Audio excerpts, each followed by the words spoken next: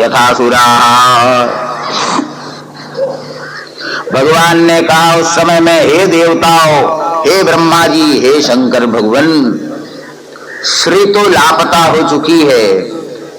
ऐरावत ने ज्यों ही उस हार को कुचल डाला था तब से श्री गायब हो चुकी है। मैं भी श्री लाकर नहीं दे सकता, उसके लिए आपको समुद्र का मंथन करना पड़ेगा। समुद्र मंथन करेंगे तब श्री उसके अंदर से प्रकट हो सकती है। किंतु बात यह भी है, अकेले देवता अगर चाहें कि समुद्र का मंथन करे तो संभव नहीं। दैत्यों के पास भी असल में श्री नहीं है। दैत्यों ने विजय तो प्राप्त किया, लेकिन स्वर्ग तो उजाड़ पड़ा हुआ है आज भी। दोनों मिलकर जब मंथन करेंगे तब उसमें से श्री प्रकट हो सकती है। इसके लिए पहले उन दैत्यों के साथ संधि करनी पड़ेगी। देवता लोग जाएं और संधि करें और समुद्र मंथन करें। इति देवान् समादिश्य भगवान् पुरुषोत्तमः तेषामन्तर्दधे राजन् स्वच्छन्दगतिरीश्वरः। इतना कहकर भगवान तो अदृश्य हो गए। देवताओं ने विचार किया को समुद्र मंथन करने के लिए अपने असुरों के पास अब जाना चाहिए। सभी देवता अस्त्र शस्त्र छोड़कर असुरों के पास पहुंच जाते हैं। उस समय में असुरों के अधिपति राजा बलि थे। राजा बलि विरोचन का पुत्र, प्रहलाद का पुत्र विरोचन और विरोचन का पुत्र राजा बलि। राजा बलि के पास जो ही पहुंचे, असुरों ने कहा कि अरे ये देवता देखो कहां से आ गए, ये हमारे शत्रु है, मारो काटो इनको, मारो काटो बोलना शुरू किया। आयुध हाथ में लेकर जो ही मारने के लिए तैयार हो गए। राजा बलि ने सबको रोका और कहा, अरे घर में जो आए हुए हैं उसके ऊपर प्रहार करना नहीं चाहिए, भले शत्रु ही क्यों न हो। दूसरी बात, इनके हाथ में अस्त्र शस्त्र है ही नहीं, अशस्त्र के ऊपर कभी प्रहार करना नहीं चाहिए। ये आए क्यों है यहाँ पर, इसका पता तो पहले लगा लो। शत्रु है समझ लिया और मारना शुरू कर दिया, ऐसा नहीं करना चाहिए। देवताओं को लाकर बिठाया और पूछा, आप लोग कैसे आए? तो उस समय में देवताओं ने कहा, आपके सम्मुख एक प्रस्ताव रखने के लिए हम आए हैं। हमारे पास भी पूर्ण श्री नहीं है, आपके पास भी नहीं है। श्री को प्राप्त करने के लिए, अमृत प्राप्त करने के लिए भगवान नारायण का यही आदेश है कि हम सब मिलकर समुद्र मंथन करें। समुद्र मंथन करेंगे तो उसमें से अमृत भी प्राप्त होगा और श्री भी प्राप्त होगी। इस प्रकार हम भी सुखी होंगे, आप भी सुखी हो जाएंगे। राजा बलि ने कहा, यह प्रस्ताव बड़ा ही अच्छा है, लेकिन समुद्र मंथन किया कैसे जा सकता है? देवताओं ने कहा, इसके लिए मंदराचल उखाड़ के लाना होगा। देव और असुर मिलकर मंदराचल को उठाएंगे और उसको समुद्र में लाएंगे। उसके बाद में समुद्र का मंथन किया जा सकेगा। तदस्ते मंदरगिरिम ओजसोत्पाट्य दुर्मदाः नदन्तौदधिम्निन्नुशक्का परिगवाहवा। राजा बलि ने हुक्म निकाला, हे दैत्यों सब जाओ मंदराचल उखाड़ करके लाओ। देवता गए और दानव भी गए। दोनों ने अपने बल से पूरे मंदराचल को उखाड़ तो लिया और उखाड़ करके उसको जब लेकर आने लगे समुद्र की ओर, तो एक और संतुलन खो दिया। होते ही बस पर्वत गिरने लग गया, संतुलन नहीं रहा। उसके नीचे आकर हजारों की संख्या में देव दानव दब करके खत्म हो गए। उस समय में साक्षात भगवान आए। भगवान ने आकर मंदराचल को उठा लिया, गरुड़ारूढ़ होकर आए और मंदराचल को उठाकर समुद्र पर्यंत पहुंचाया। तथा भग्न मनसो भग्न बाहुरुगंधरान विज्ञाय भगवास्तत्र बभूव गरुड़ध्वजः गिरिंचारोप्य गरुड़े हस्ते नेगेन लीलया आरुह्य प्रययावब्धिं सुरासुरगणे व्रतः। समुद्र में लाकर रख दिया मंदराचल को। अब उसके बाद में मंथन करना है। बड़ा ही वो ऊंचा पर्वत था, पर्वत तो पर्वत ही ठहरा। मथानी उसको बनाना है और मथानी को घुमा घुमा करके मंथन करना है। उसके लिए रस्सी अब कहां से मिलेगी इतनी भारी?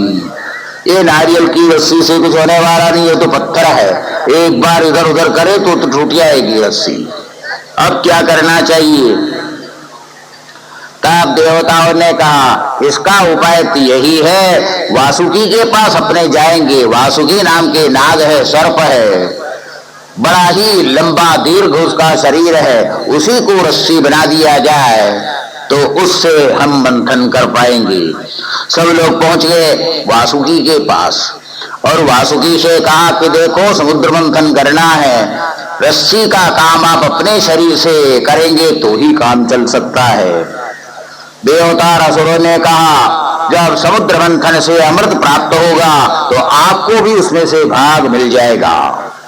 वासुकी ने कहा अच्छी बात है, तब तो मैं आ सकता हूं, मुझे भी अमृत मिलना चाहिए। वासुकी को लेकर आए और उस मंदराचल को लपेट लिया और लपेट करके फिर मंथन करना था। तो एक किनारे समुद्र के एक किनारे दानव और दूसरे किनारे देव।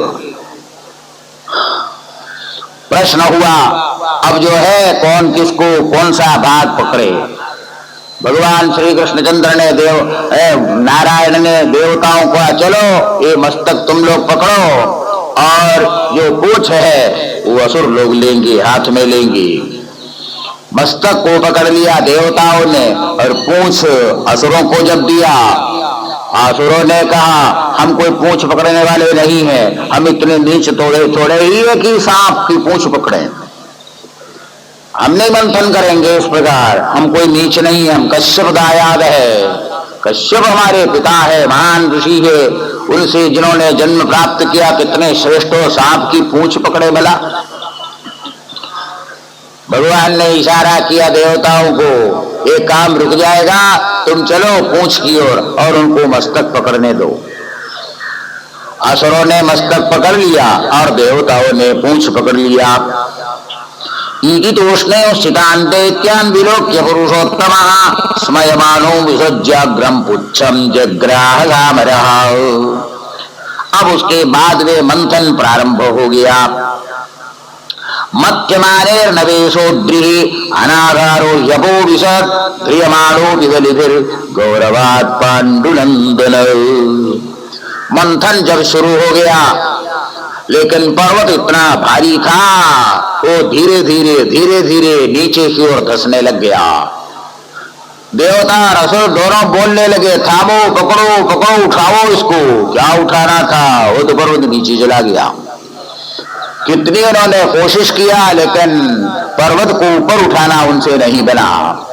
इतने में भगवान नारायण ने कूर्मा अवतार उसी समय ग्रहण कर लिया। कछुआ बनकर के समुद्र के अंदर वो प्रविष्ट हो गए और मंदराचल के नीचे जाकर बैठे और उसको ऊपर उठा लिया। विलोक्य विघ्नेश विधिं ददिश्वरो दुरंत वीर्यो विदधाभिसन्धि कृत्वा वपुः काच्छपमद्भुतं नहत् भविष्यतोऽयं गिरिमुज्जहार। मंदराचल जब ऊपर आ गया तो सबको बड़ी प्रसन्नता हो गई। अब उसके बाद में मंथन करना प्रारंभ किया। जहां मंथन करना प्रारंभ किया सुरासुरेन्द्र भुजवीवेपितं परिभ्रमन्तं गिरिभंग पृष्ठतः बिभ्रत्तदा वर्त मादिगच्छ भूमेनिंग गंडूयरव प्रमेयः अहिंद सहस्र कठोर दृङ्मुखश्वासाग्नि धूमाहत वर्चसोऽसुरां पौलो मगाले वरिविल इल्ललादयो दावाग्निदग्धा सरला इवा भवन्। वासुकी का शरीर गर्म होने लग गया और थोड़ी देर में मुंह से जहर उगालना शुरू कर दिया। वासुकी के मुख से जहर निकलना शुरू हो गया और जहर में से अग्नि की ज्वाला पैदा हो गई और मस्तक पकड़े हुए थे असुर और वो जलने लगे। असुर बोलने लगे हाय रे हम जल गए, हम जल गए, हम जल गए, ये माथा छोड़ो, हम जाके पूंछ पकड़े वही ठीक है। असुरों ने कहा अरे देवता तुम पकड़ो, माथा पकड़ो और हम पूंछ पकड़ते हैं। भगवान नारायण ने कहा, अरे तुम कश्यप के पुत्र होकर सांप की पूंछ पकड़ो, ये कोई बात है? ये अच्छी बात नहीं है। तब कुछ असुरों ने कहा, मरना ठीक है, पूंछ तो हम नहीं पकड़ेंगे, मर जाएंगे, लेकिन पूंछ हम पकड़ेंगे नहीं, हम श्रेष्ठ है। भगवान ने देखा इस प्रकार ये सबके सब जल जाएंगे। उसी समय में ऊपर से बड़ा भारी मेघ आ गया, बादल, और बादल ने ऐसा पानी बरसाया जिसके कारण अग्नि शांत हो गई। मत्यमानाद् यथा सिंधो देवासुरवरूथतैः यदा सुधा न जायेत निर्ममंथाजिदस्वयाम्। थकने लगे देवता और असुर, सहायता करने वाला कोई दूसरा नहीं। जब वे थकने लगे तो स्वयं भगवान ने कहा, थोड़ी देर के लिए मैं अकेला ही मंथन करता हूं, तुम लोग खड़े रहो, थोड़ी देर खड़े रहो।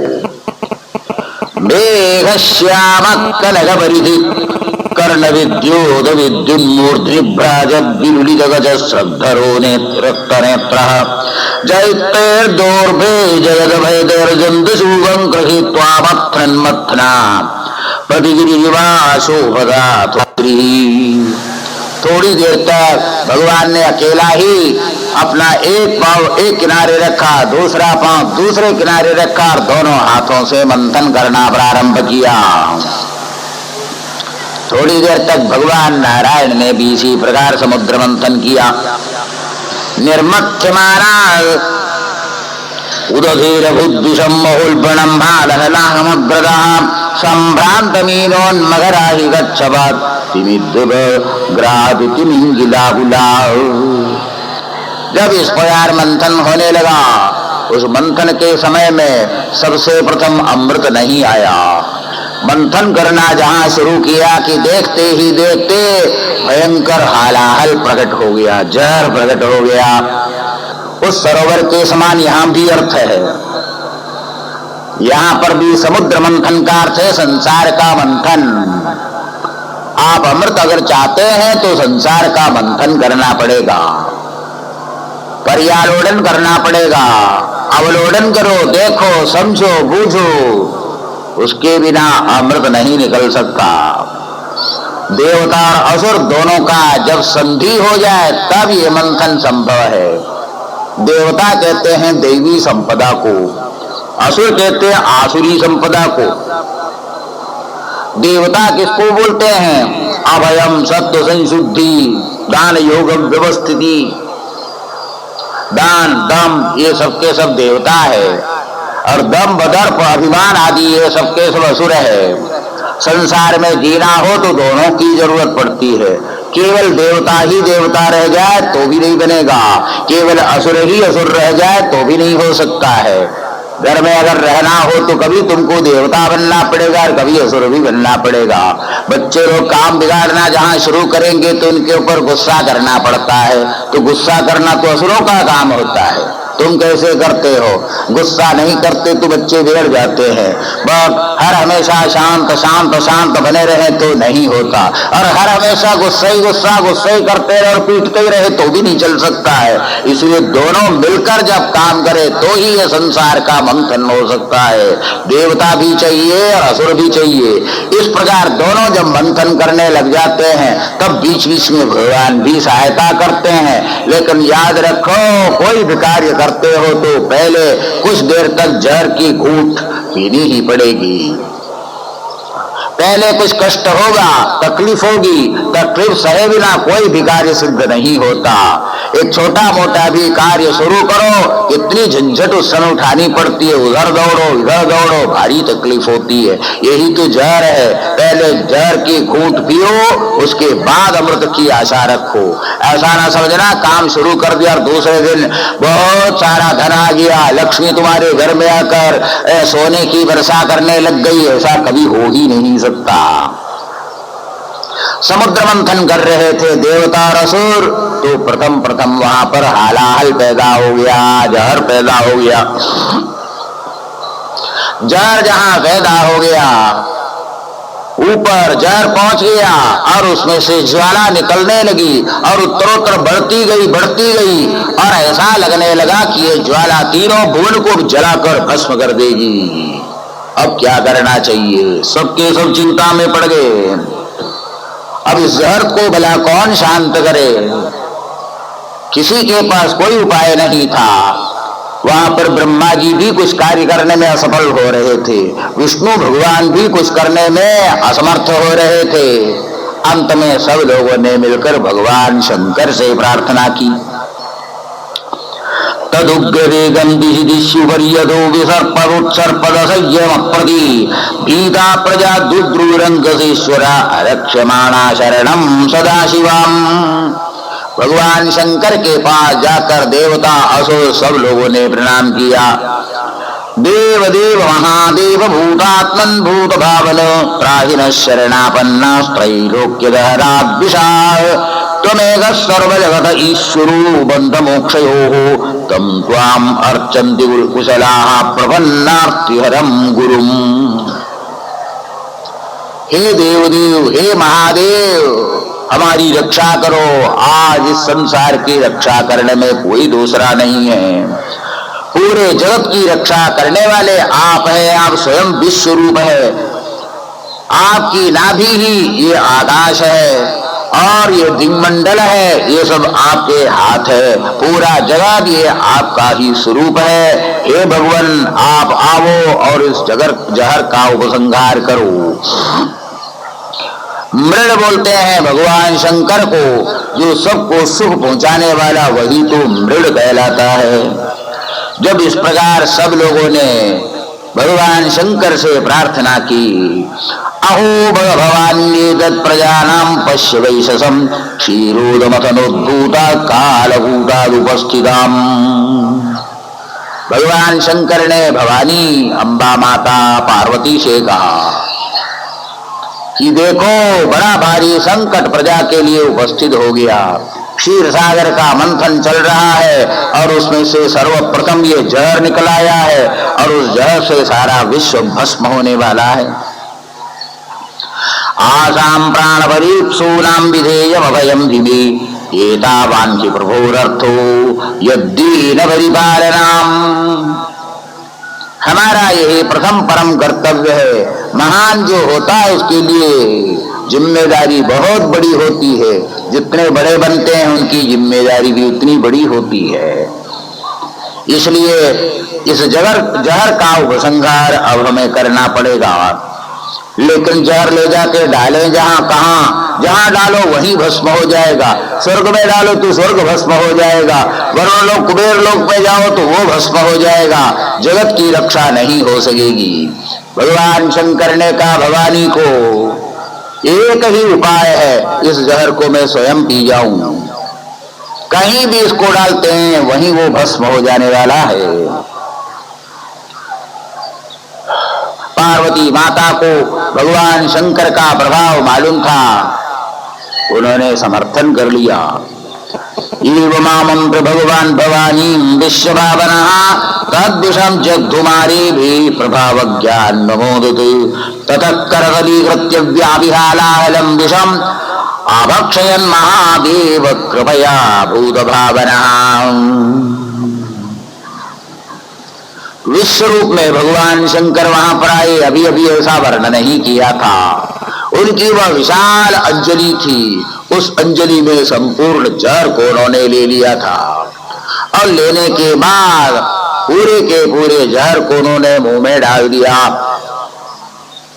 घबरा गई इस समय में पार्वती जी, घबरा गई। हाँ, अभी तक तो अनुमोदन करती थी, लेकिन उस भयानक जहर को पीते हुए जहां देख लिया तो पार्वती के मन में कुछ घबराहट हो गई।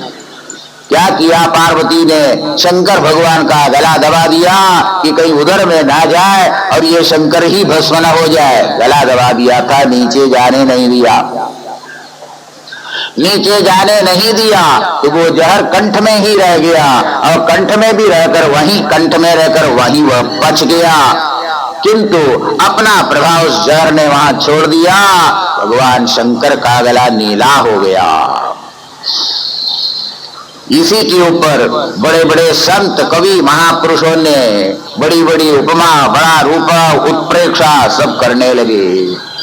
अयुक्तम स्वामिनो युक्तम युक्तम नीचस्य दूषणम अमृतम राहवे मृत्यु विषम शंकर भूषणम।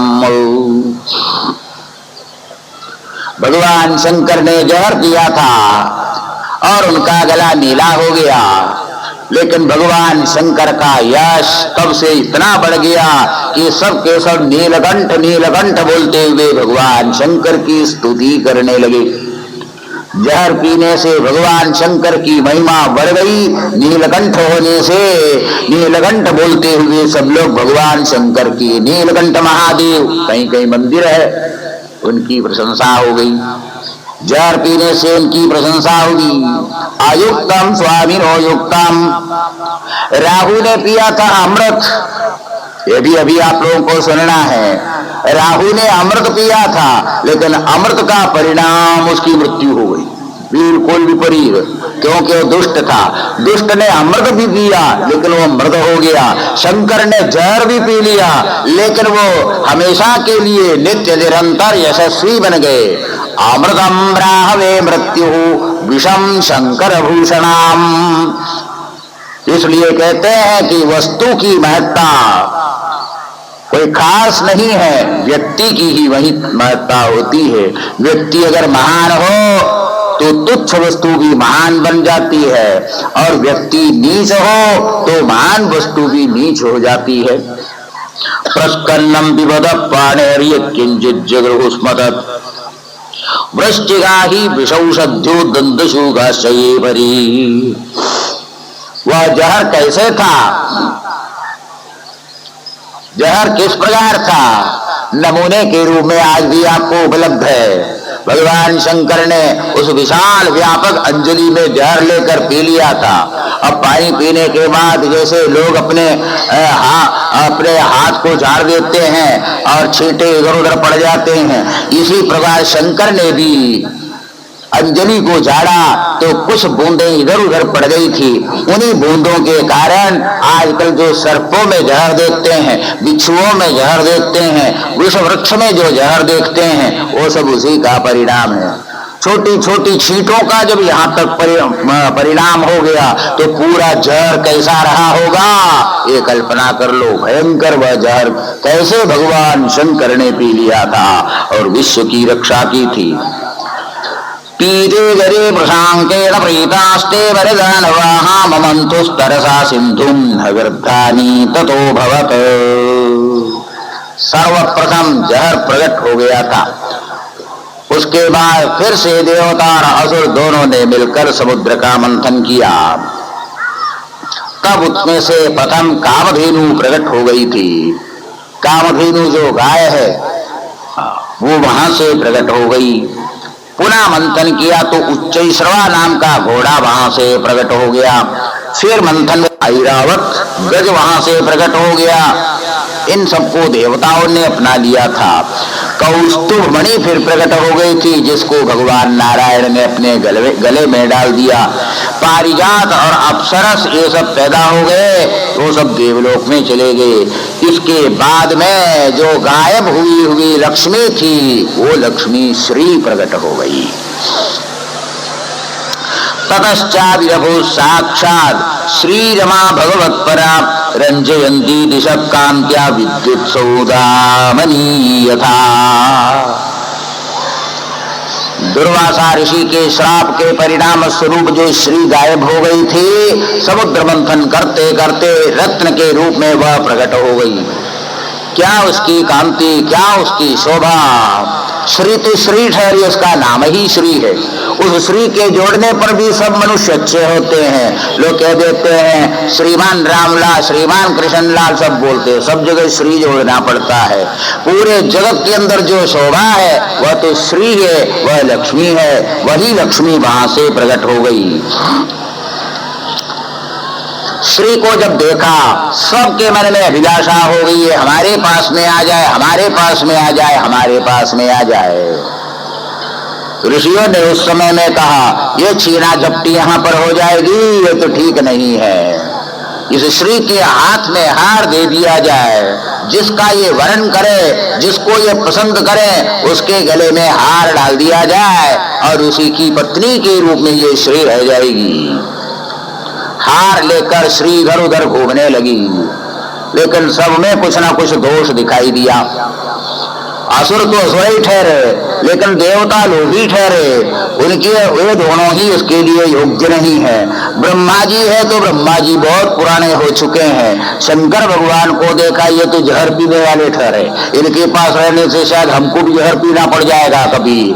अंत में विष्णु भगवान को देखा, कहा बस ये ठीक है, ये अच्छे हैं। तो भगवान विष्णु के गले में ही श्री लक्ष्मी ने अपना हार डाल दिया। भगवान विष्णु ने बड़ा ही आदर दिया और अंत में अपने हृदय स्थल में ही उस श्री को रख दिया।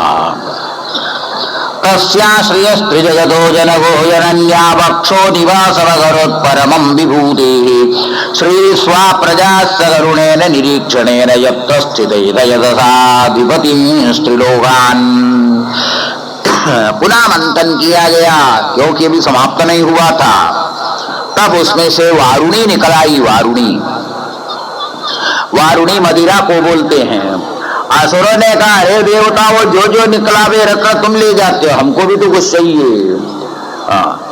अप्सराएं आ गया, इरावत आ गया, उच्चैश्रवा आ गया, सब तुमने हड़प कर लिया, हमें भी तो कुछ चाहिए। ये वारुणी बहुत सुंदर अच्छी है, ये हमारे लिए दे दो, लो तुम ले जाओ। भगवान ने कहा तुम ले जाओ इसको। वारुणी मिल गई किनको? असुरों को, और असुर उससे आनंद लेने लग गए वारुणी से। वारुणी मदिरा कहते, मदिरा पी पी कर मस्त होने लग गए वे लोग। तो ये मदिरा पीने वाले जितने हैं ना, वो सब असुर समझ लेना, ये असुरों का धन है, संपदा है। मांगा था तो भगवान विष्णु ने स्वीकार कर लिया था कि इसे तुम ले जाओ। फिर मंथन किया उन लोगों ने। अथो दधेर मत्यमाना काश्यपेन मृदार्थिभिः उदतिष्ठन् महाराज पुरुष परमाद्भुतः। पुनः मंथन करने से एक दिव्य पुरुष प्रकट हो गया, जो कि भगवान के अवतार रूप थे। उनका नाम था धन्वंतरी। अमृता पूर्ण कलशम दिव्यवलय भूषितः स वै भगवत साक्षात् विष्णोरंशांश संभवः धन्वंतरी ख्यात आयो वेद दृगिज्यवाग तामालोक्यासुरा सर्वे कलशं चामृतामृतम् लिप्सन्तः सर्ववस्तूनि कलशं तरसाहरन्। अमृत कलश को लेकर धन्वंतरी चार भुजाओं से शोभमान श्याम वर्ण धन्वंतरी जब प्रकट हो गए, बाद में जिन्होंने ही आयुर्वेद शास्त्र की रचना की थी, अवतार रूप धन्वंतरी जो ही आए, चारों ओर सबके सब प्रसन्न होकर देखने लगे।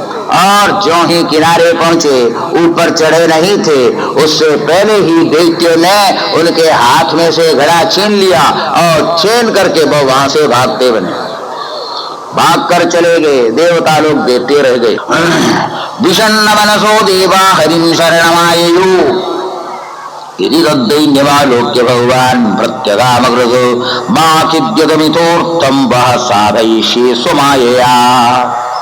अमृत कलश लेकर असुर आ गए और कहने लगे, हम लोगों का कार्य सिद्ध हो गया, अपने अमृत पिएंगे, सबके सब अमृत बन जाएंगे, देवताओं को परास्त कर देंगे, पूरे स्वर्ग पर संसार पर हम शासन करेंगे।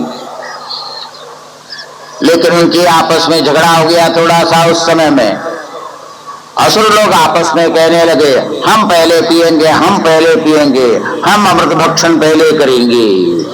उनका इस प्रकार झगड़ा चल रहा था। देवता निराश हो चुके थे। मेहनत उन लोगों ने इतनी अधिक की, लेकिन कुछ भी हाथ में नहीं आया। भगवान विष्णु के चरण पकड़ने लगे, भगवान हमारा प्रयास व्यर्थ चला गया। हमने ही प्रस्ताव रखा था असुरों के पास जाकर के हम मिलकर समुद्र मंथन करेंगे, श्री प्राप्त करेंगे इत्यादि किया हम लोगों ने, इतना अधिक परिश्रम, लेकिन फल तो असुरों के हाथ में गया। भगवान विष्णु ने कहा, चिंता ना करो, इसके लिए मैं उपाय करता हूं। भगवान विष्णु ने मोहिनी का रूप धारण कर लिया। जहां पर असुर लोग बैठे हुए थे, वहां पर मोहिनी भगवान पहुंच गए। आपस में उनका झगड़ा चल रहा था, कौन पहले पिए, कौन कितना पिए, ये सब झगड़ा चल रहा था। इतने में वहां पर मोहिनी पहुंच गई।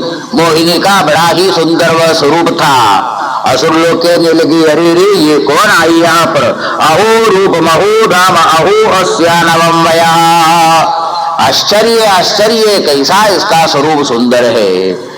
आपस में भी इसी प्रकार बोल ही रहे थे, इतने में मोहिनी भगवान वहां पर पास में पहुंचे। असुरों ने कहा उस समय में, बड़ा अच्छा हो गया तुम यहाँ पर बीच में आ गई हो, हम लोग आपस में झगड़ रहे थे, हमारा झगड़ा तुम मिटा दो। हमारा झगड़ा ये था कि कौन कब अमृत पिए कितना पिए, अब तुम जो है बीच में आ गई हो, बहुत अच्छा हो गया, तुम जो है सबको परोस करके दे दो और उसके बाद में हम अमृत भक्षण करेंगे। भगवान कहने लगे, कथम कश्य भगाया पुंशल्यामहि संगता विश्वासम पंडितो जादुगामिनी सुनयाति। भगवान कहने लगे, मोहिनी कहने लगी, अरे तुम लोग सब कश्यप के वंश में पैदा हुए हो, मैं भटकने वाली इधर उधर घूमने फिरने वाली, मेरे ऊपर तुम ये क्या विश्वास करते हो। हम लोगों के ऊपर ऐसा विश्वास नहीं करना चाहिए। मालूम है चलती फिरती किसी औरत के ऊपर विश्वास करो तो तुमको ठग करके चली जाएगी। साला मृगाणाम स्त्रीणाम च स्वैरिणीनाम सुरद्विषा सख्यान्याहुरनित्यानि नूतनम नूतनम विजिन्नताम। मीठी मीठी बात हम लोग बोला करती है और मौका मिल जाए तो उस समय में ठग करके हम चली भी जाती है। हमारा विश्वास तुम लोग करते हो, तुम मूढ़ हो। असुरों ने कहा, तुम्हारा वचन ही बतलाता है कि तुम्हारे ऊपर विश्वास करना चाहिए। ठग कभी बोलता है कि हमारे ऊपर विश्वास नहीं करना। ठग लोग तो यही कहेंगे हम पर विश्वास करो, तब ना वो ठग करके जाएंगी। तुम बोलती हो इसलिए हमें पूरा विश्वास हो गया, तुम वंचना नहीं कर सकती हो, सच्ची हो तुम। मोहिनी ने कहा, यदि ऐसी बात है तो कोई चिंता की बात नहीं, मैं अमृत परोस कर दे सकती हूँ।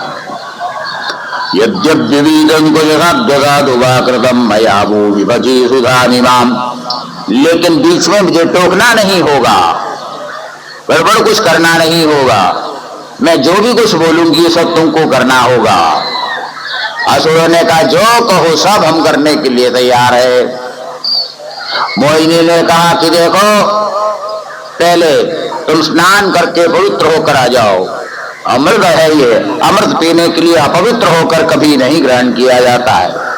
इतना कहना था कि दौड़ दौड़ कर नदी में पहुंच गए, स्नान करके हाँ हाँ हू मचाते हुए दौड़ दौड़ के पहुंच गए। वो सब बैठ गए। कहा, सब लोग बैठो, पत्तल में परोस कर मैं देती हूं। सब लोग बैठ के पंक्ति में बैठ गए। मोहिनी ने कहा, देखो आंख मूंद करके सब बैठो, क्योंकि असुर लोग क्या करते हैं, परोसना जब शुरू करते हैं ना तो चटनी पहले आ जाए तो चटनी खाना शुरू कर दे, लड्डू आवे तो तोड़ के खाना शुरू करे। हमारे यहाँ ऐसा नियम नहीं है। सबके पत्तल में जब पूरा परोस लिया जाता है उसके बाद में ब्रह्मार्पणम ब्रह्माहुति कहते तब एक साथ में भोजन करना चाहिए। ये हमारे देवताओं का नियम है। और तुम असुर ऐसे हो जो आ गया सो खाना शुरू कर दिया, जूठा कर दिया सबको, ये ठीक नहीं, हम इस प्रकार नहीं परोस सकती है। असुरों ने कहा, नहीं हम खाएंगे नहीं। तुम्हारा क्या विश्वास है, आंख मूंद कर बैठो, क्योंकि खाना सामने आ जाए तो खाए बिना रहा नहीं जाता है। और जो आंख खोलेगा उसको फिर मैं परोसूंगी नहीं। बस साहब ने आंख मूंद लिया, आंख मूंद कर अंधे होके सब बैठ गए। सब देख लिया, सब लोगों ने आंख बंद कर लिया है। मोहिनी ने घड़ा हाथ में ले लिया और बिजली के वेग से जहां पर देवता बैठे हुए थे वहां पर मोहिनी पहुंच गए। इधर वो सोच रहे थे अभी अमृत आएगा, अभी अमृत आएगा।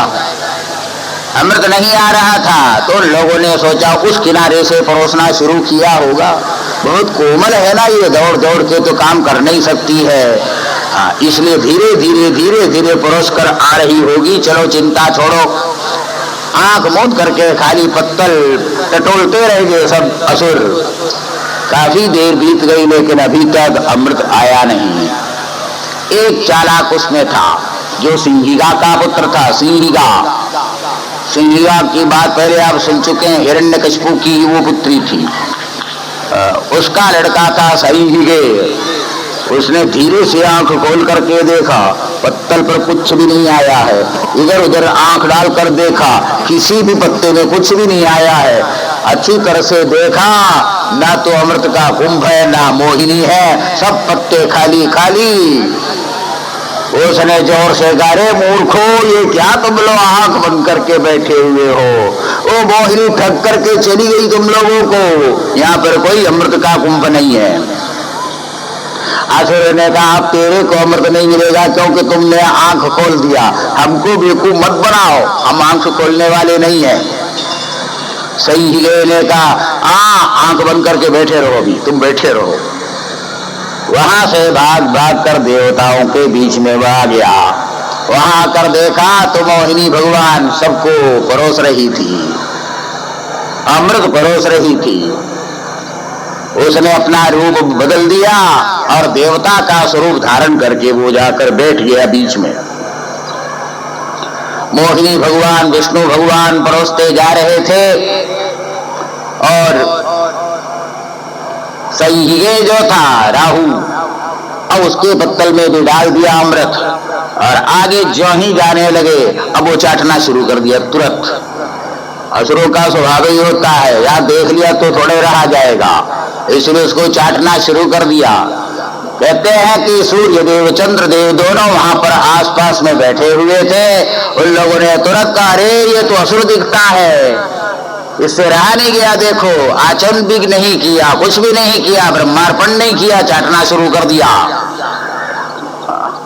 उसी समय भगवान विष्णु जिससे परोस रहे थे हाथ में चक्र लेकर उसका मस्तक काट गिराया, मस्तक को काट गिराया, लेकिन गले तक पहुंच चुका था अमृत, इसलिए मस्तक भी जीवित रहा और धड़ भी जीवित रहा, दोनों नहीं मरे। और वो दो ग्रह बन गए, एक राहु बन गया और दूसरा केतु।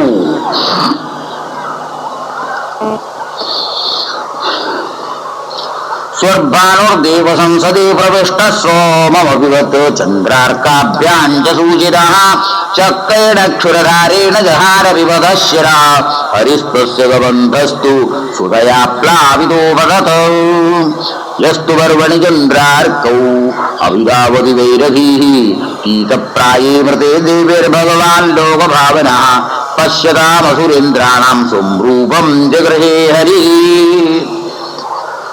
देवताओं को अमृत पिला दिया और मोहिनी भगवान ने अपना स्वरूप धारण किया। बहुत देर तक बेचारे असुर इधर टटोलते रह गए अंधों के समान। अंत में उनको विश्वास हो गया, मालूम पड़ता है इतने देर तक वो ना परोसे, वो भी किसी के भी पत्तल में नहीं आया। दाल में कुछ काला है, बोलने लगे आपस में। आंख खोलकर जब देखा तो उनको विश्वास हो गया कि राहु केतु ने जो बतलाया था सो यथार्थ। इति दानवदैतेया नाविन्दन्नमृतं धृप युक्ता पर्वणि यत्ताश्च वासुदेव पराङ्मुखा। भगवान से पराङ्मुख होने के कारण असुरों को अमृत प्राप्त नहीं हुआ और देवताओं को प्राप्त हो गया। असुरों को बड़ा ही क्रोध आ गया, देखो इतने परिश्रम हम लोगों ने कर लिया और हमको ठगा, इस विष्णु ने आकर हमको ठग लिया। क्रुद्ध होकर सबके सब लड़ने के लिए आ गए, युद्ध करने के लिए आए। उसी समय कहते हैं बहुत बड़ा भारी एक देवासुर संग्राम हो गया था, अति भयंकर युद्ध हो गया था जिसमें बहुत बड़े बड़े असुर मारे गए थे।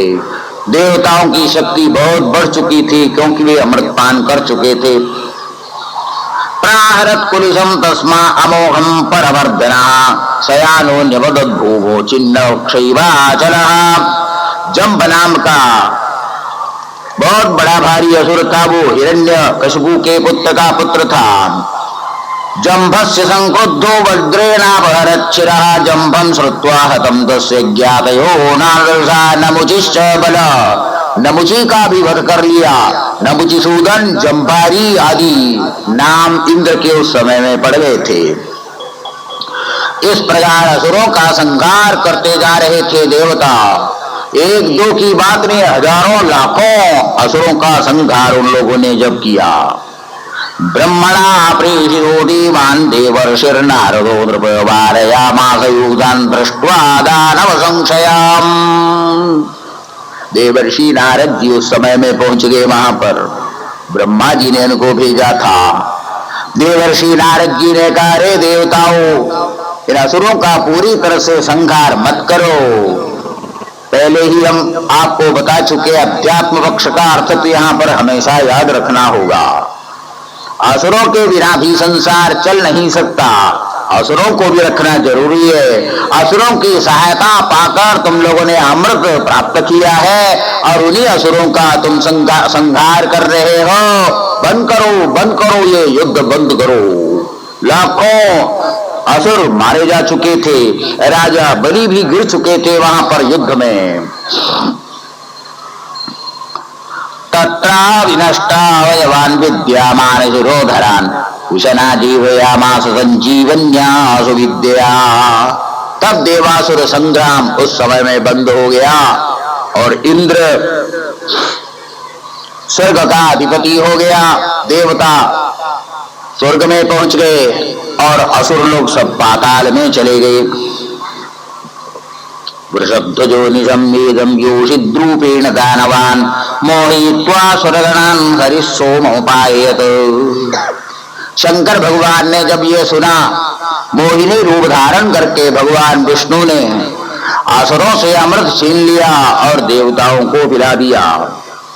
भगवान शंकर ने विष्णु से कहा, आपके समस्त अवतारों को सबसे प्रथम देखने वाला मैं ही हूँ।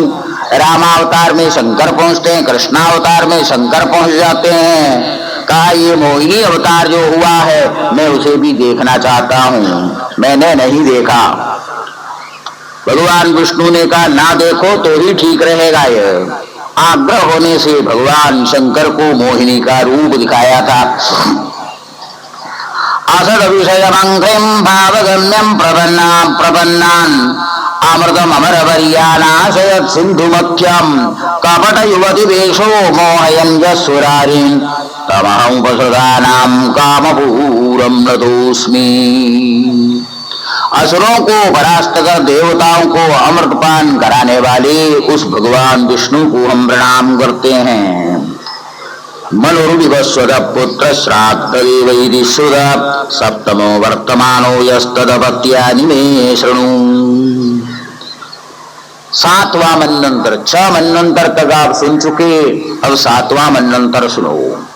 जिस मनंतर में हम सब बैठे हुए हैं, 7वें मनंतर में, इस समय के मनु का नाम है श्राद्धदेव।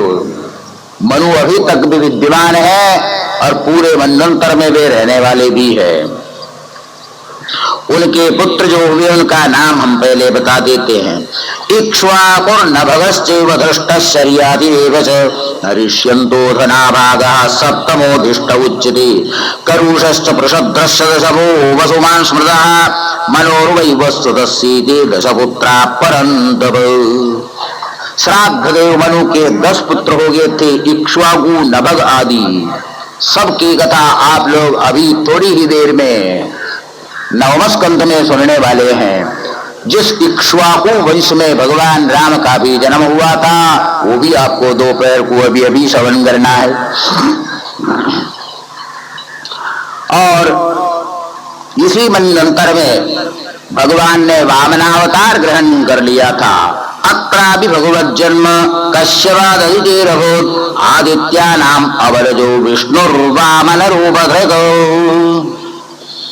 वामन के बारे में अभी अभी बतलाना है, लेकिन बाकी जो 7वें के बाद में जो 7 बाकी उनका नाम कम से कम पहले सुन लो मनुओं का। ब्रह्मा जी के दिन के ये सबके सब मनु हैं। 8वें मनंतर में सावर्णी मनु होने वाला है। दुर्गा सप्तशती पाठ करते समय में उस राजा को वरदान ये दिया था, तुम 8वें मनंतर के मनु बन जाओगे। सावर्णिर्भविता मनु, सावर्णिर्भविता मनु वहां पर अंत में बतलाया है। 9वां दक्ष सावर्णी होगा, 10वां ब्रह्म सावर्णी होगा, 11वां धर्म सावर्णी होगा और 12वां रुद्र सावर्णी और 13वां देव सावर्णी और 14वां है इंद्र सावर्णी। इस प्रकार 14 मनवंतर है, 14 मनु हुए हैं।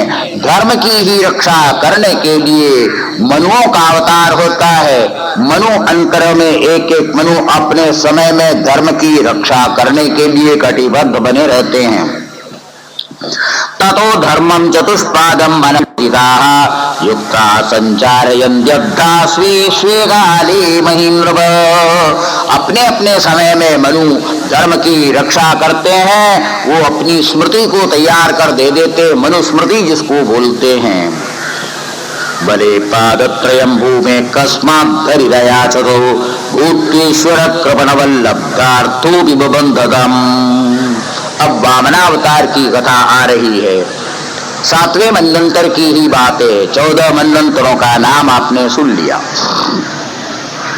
पराजित श्रीरघुभिश्चः पितोहीन्द्रेण राजन् भृगुभिः सजीवित सर्वात्मना तान् भजत् भृगून् बलिः शिष्यो महात्मार्थ निवेदनीनौ। लाखों की संख्या में जो असुर मारे जा चुके थे और राजा बलि का भी अंग भंग हो चुका था, लेकिन उनके एक आचार्य बैठे हुए थे, शुक्राचार्य। उनके पास एक विद्या थी, उसका नाम संजीवनी विद्या है। शिव पुराण के अंदर इसका वर्णन आया।